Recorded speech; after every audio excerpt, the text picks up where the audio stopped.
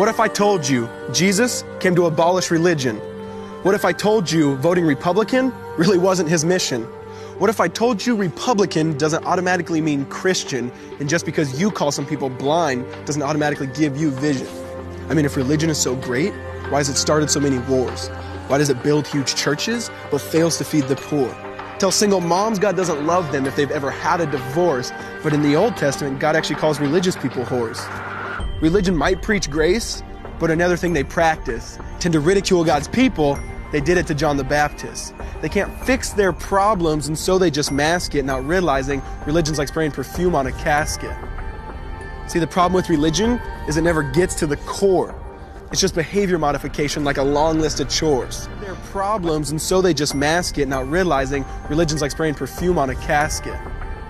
See, the problem with religion is it never gets to the core. It's just behavior modification, like a long list of chores. Like, let's dress up the outside, make it look nice and neat. But it's funny, that's what they used to do to mummies while the corpse rots underneath. Now, I ain't judging, I'm just saying, quit putting on a fake look.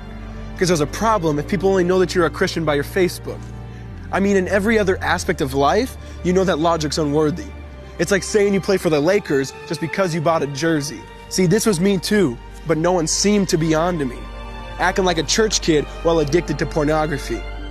See, on Sunday I'd go to church, but Saturday getting faded, acting if I was simply created to just have sex and get wasted. See, I spent my whole life building this facade of neatness, but now that I know Jesus, I boast in my weakness. Because of grace, grace is water, then the church should be an ocean. It's not a museum for good people, it's a hospital for the broken. Which means I don't have to hide my failure, I don't have to hide my sin. Because it doesn't depend on me, it depends on Him. See, because when I was God's enemy, and certainly not a fan, He looked down and said, I want that man. Which is why Jesus hated religion, and for it He called them fools. Don't you see so much better than just following some rules? Now let me clarify. I love the church, I love the Bible, and yes, I believe in sin. But if Jesus came to your church, would they actually let Him in? See, remember He was called a glutton and a drunkard by religious men. But the Son of God never supports self-righteousness, not now, not then. Now back to the point, one thing is vital to mention. How Jesus and religion are on opposite spectrums. See, one's the work of God, but one's a man-made invention. See, one is the cure, but the other's the infection. It says done. Religion says slave. Jesus says son. Religion puts you in bondage, while Jesus sets you free. Religion makes you blind, but Jesus makes you see. And that's why religion and Jesus are two different clans. Religion is man searching for God.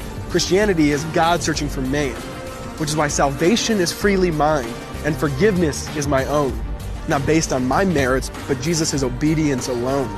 Because He took the crown of thorns and the blood dripped down His face. He took what we all deserved. I guess that's why you call it grace. And while being murdered, He yelled, Father, forgive them. They know not what they do. Because when He was dangling on that cross, He was thinking of you. And He absorbed all your sin and He buried it in the tomb, which is why I'm kneeling at the cross saying, come on, there's room. So for religion, no, I hate it. In fact, I literally resent it.